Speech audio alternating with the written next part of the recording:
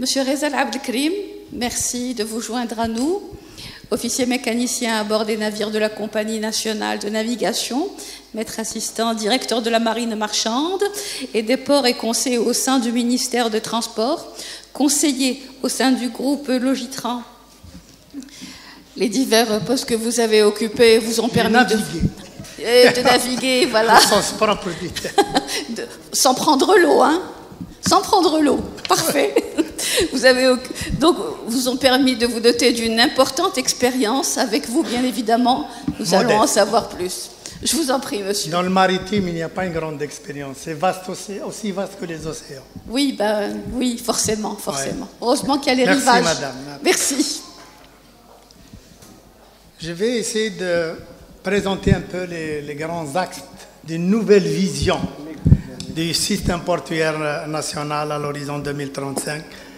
Monsieur Sarraï a parlé ce matin de l'historique de nos ports, leur évolution, et il a parlé un peu de la situation actuelle en matière de limitation opérationnelle en raison des caractéristiques techniques de nos ports qui ont été conçus à une certaine époque, orientés vers l'export.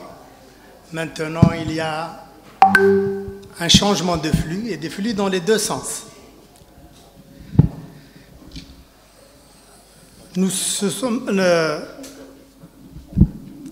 Pour accompagner les nouvelles politiques en matière de diversification de l'économie et de promotion des exportations hors hydrocarbures, et surtout atteindre un peu les ambitions affichées par les pouvoirs publics en matière d'augmentation du PIB. On a parlé de 400 milliards de dollars. On a parlé d'augmentation des exportations hors hydrocarbures de 30 milliards de dollars à l'horizon 2035. Pour accompagner les exportateurs et surtout les filières émergentes, telles que le clinker, le ciment, l'Algérie est en train de devenir un grand acteur dans ce domaine. L'exportation des produits métallurgiques avec les grands projets de Gengen et de AQS et de Tosiali. L'urée, toutes les matières qui ont un fort potentiel à l'export, sans oublier les projets structurants que vous avez tous entendu parler, le projet phosphate de Annaba, le projet de Garaji Billet pour l'exportation, le traitement du fer, les grands projets structurants en matière d'agriculture dans le Grand Sud, et surtout accompagner les exportateurs des produits agroalimentaires où on voit l'Algérie est en train de devenir un grand acteur.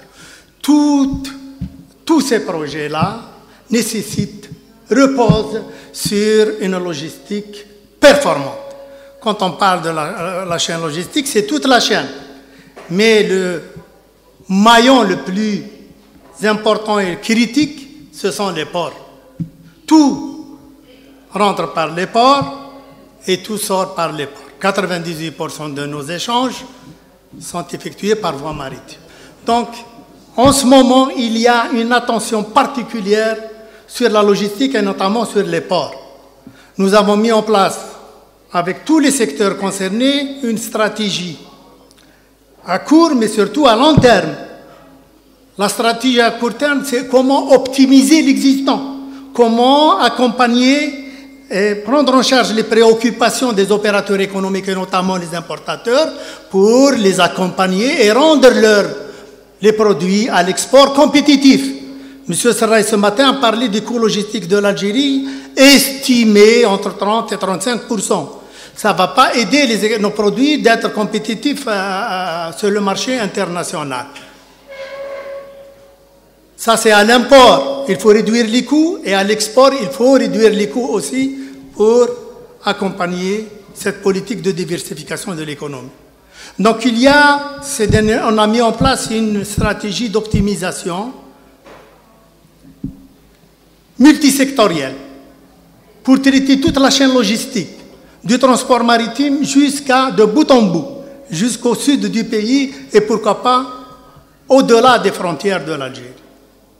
Donc il y a des mesures en matière pour réduire un peu tout, améliorer les indicateurs de performance de nos ports, réduire le temps de passage, le temps de traitement des navires et des passagers.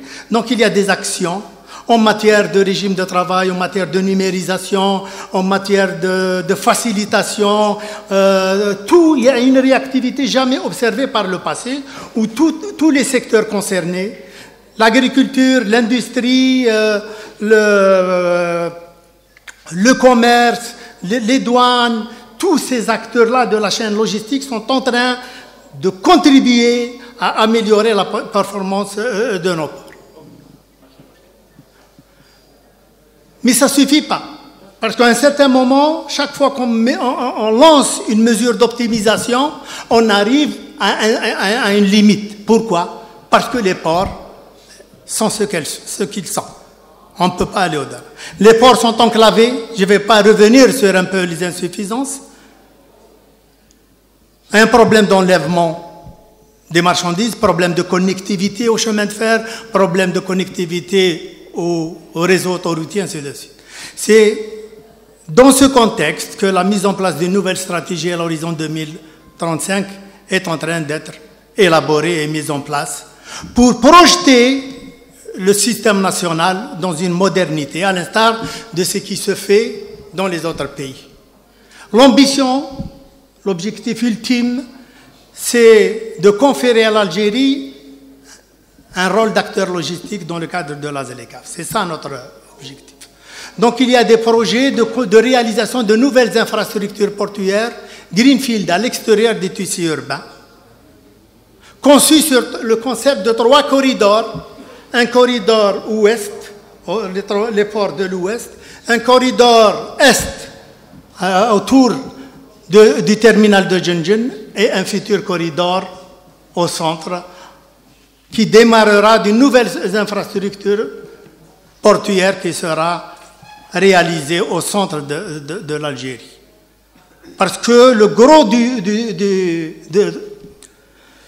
du trafic dessert l'Interland centre, Alger et toute la périphérie. Qu'est-ce qu'il y a rapidement, les projets qui sont inscrits dans cette nouvelle stratégie? On va achever le terminal à conteneurs de Djenjen, qui va traiter 2 millions de VP. On va commencer l'opérationnalisation du terminal à conteneurs 500 000 VP. Les équipements sont en train d'arriver.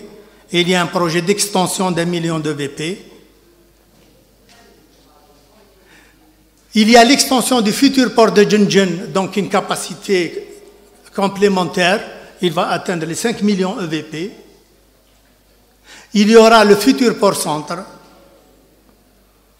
qui tournera autour de la même capacité. Le port d'Alger, qui est enclavé dans un tissu urbain, sera progressivement réaménagé et restitué à la ville. Il deviendra un port comme tous les ports méditerranéens, avec de nouvelles activités modernes, récréatives, la croisière, la plaisance et toutes les activités qui vont générer peut-être plus de ressources que les marchandises. Donc l'essentiel tournera autour des terminaux à conteneurs. Donc un hub autour de Djenjen, un hub autour d'Oran et un futur hub centre. Tous ces hubs vont être connectés au corridor ferroviaire. Vous avez tous entendu parler des corridors ferroviaires qui vont passer du nord vers le sud du pays. Il y a un corridor à l'est, un corridor à l'ouest et un corridor au centre. Sans oublier la connectivité au corridor transsaharien, qui est l'un des premiers corridors en Afrique. Donc ce corridor-là va jouer un rôle important pour conférer ce rôle de portail logistique pour l'Algérie, d'être le premier. En ce moment, il y a une forte concurrence entre les pays africains, qui sont les pays côtiers. Ils sont en train de réaliser de grands terminaux, des ports, pour capter ce trafic vers l'Afrique. L'avantage qu'a l'Algérie, c'est que nous disposons déjà d'un réseau ferroviaire dense, maillé, un réseau autoroutier, et bien sûr, il y a tout un programme. Donc la course, il y a une course en ce moment pour capter le trafic dans le cadre de la ZLECAF. Ils sont en train de réaliser eux aussi les corridors autoroutiers et ferroviaires. Des corridors qui partent du Caire vers l'Afrique du Sud, de ce côté-là, des corridors transversaux qu'on appelle les corridors Trans-African Highway et Trans-African Railway Network. Donc l'Algérie a un avantage par rapport à d'autres pays en matière d'infrastructure. Outre les terminaux à conteneurs, vous savez, en ce moment, nous avons des problèmes, que ce soit pour l'import ou l'export des produits en vrac. Les céréaliers, nos capacités d'accueil des navires sont limitées. On ne peut recevoir que des navires de taille moyenne de 20 à 40 000 tonnes. Pour le clinker, nous avons un problème pour l'export parce que nous pouvons recevoir que des navires handy-size de 40 000 à 50 000. Pour exporter les produits métallurgiques qui sont en pleine expansion, nous avons des problèmes parce qu'on ne peut recourir qu'à des navires de faible capacité. Donc, il y a un problème d'économie d'échelle. Pour pouvoir accueillir des navires de grand tonnage, des 200 000 tonnes, et M. Sarraï a parlé d'un petit exemple, un projet de Tosyali qui a réalisé un appontement en 3 ans, et maintenant nous accueillons des vraquiers de 250 000 tonnes à l'import. Nous souhaitons aussi transformer le flux vers l'export. Donc il y a des projets de nouvelles infrastructures à l'est comme à l'ouest, des grands terminaux pour l'importation de céréales, et nous souhaitons inverser le flux avec les projets du Sud. Donc c'est des terminaux qui vont accueillir 5-10 millions de tonnes et des grandes capacités de stockage. Tampons au niveau de port. Notre problème, c'est que les navires céréaliers qui gonflent la rade, c'est des petits navires de 20 000 tonnes, ils viennent. Nous n'avons pas des capacités de stockage dans le port, ce qu'on appelle les capacités tampons. Donc, le premier navire qui arrive, il remplit le silo, qui n'a pas une grande capacité. Le temps, il faut attendre le temps pour décharger vers les autres silos. Et ça contribue au ralentissement de la chaîne logistique. Donc, à l'ouest, il y aura un terminal céréalier, il y aura un terminal pour l'exportation des produits métallurgiques, et il y aura un terminal, c'est des appontements à l'extérieur de la ville, parce qu'en ce moment, l'exportation du clinker qui s'opère par les ports commerciaux existants, il est polluant. On est en train d'exporter du ciment à partir du port d'Oran, à partir d'autres ports. Donc, il y a une incompatibilité entre les produits. Donc, il y aura des terminaux spécialisés de grande capacité, en capacité d'accueil des navires et en capacité de stockage tampon. À l'ouest, pour ne pas le citer, Mostaganem, il y aura la même chose, un terminal voiturier, parce que nous allons importer ou peut-être exporter, de 500 000 tonnes. Il y aura un terminal céréalier, il y aura un terminal clinker et ciment, et il y aura, Inch'Allah, un terminal pour les navires ro-ro. Parce que nous avons négligé un des segments, c'est le transport et l'export par remorque. L'Algérie devrait développer pour encourager les exportations, et notamment les exportations agricoles et agro-industrielles. Voici un peu les grands axes de cette stratégie.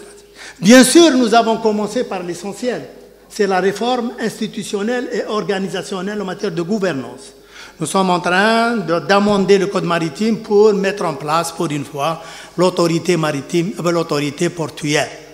L'autorité portuaire, comme tout le monde le sait, elle va s'occuper du développement, elle va accompagner la stratégie et les activités commerciales seront gérées séparément. Donc l'objectif, il y a l'autorité portuaire, M. Sarraï a parlé de textes réglementaires régissant les concessions pour accompagner les futurs opérateurs qui vont. Donc tout ce dispositif est fin prêt, il va passer incessamment. Donc l'objectif, c'est de multiplier la capacité de traitement. Actuellement, on a traité 126 millions de tonnes en 2023. On va la tripler à l'horizon fixé. une capacité de traitement de VP de 9 millions, ou là, ça tourne autour de 10 millions. Un projet de capter au moins 40% du trafic de transbordement, parce que nous sommes situés sur la principale route maritime. Nous sommes en train de, bien sûr, avec toutes les technologies modernes, on va intégrer dès le début le concept de Smart Port, de Greenfield, de Greenport. L'intervenant qui vient de parler, et j'ai dit tout à l'heure les potentialités que possède l'Algérie pour être un leader en matière de carburant alternatif. Normalement, on capte tout le trafic en Méditerranée en matière de GNL, en matière de méthane. Nous avons tous ces produits-là. L'Algérie les produit, le méthanol, l'ammoniac.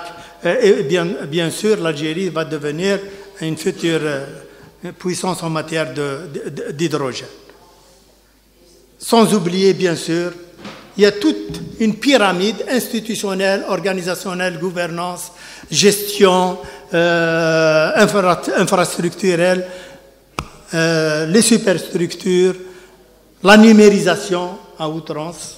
Le ministère, vraiment, il a pris le taureau par les cornes en matière de numérisation, pour numériser ce qu'on appelle une numérisation intégrale de toute la chaîne logistique. Sans oublier, bien sûr, j'ai parlé des corridors, des ports, des corridors, du chemin de fer, l'autoroute. Les pénétrantes autoroutières vers les ports sont en train d'être finalisées. Les pénétrantes ferroviaires sont en train d'être achevées. Et nous avons, bien sûr, le long des corridors, nous allons implanter judicieusement toute une série de plateformes logistiques au sens moderne du terme, qui est, bien sûr, vous avez tous entendu parler des 5 zones franches. Donc il y a toute une stratégie globale pour moderniser la logistique en Algérie, sans oublier bien sûr l'élément essentiel qui est l'élément humain. Et là aussi, nous comptons accompagner toute cette réforme par la création d'une école spécialisée en management des transports et de la logistique. Je vous remercie pour votre attention. Merci beaucoup. Je vous prie de rejoindre le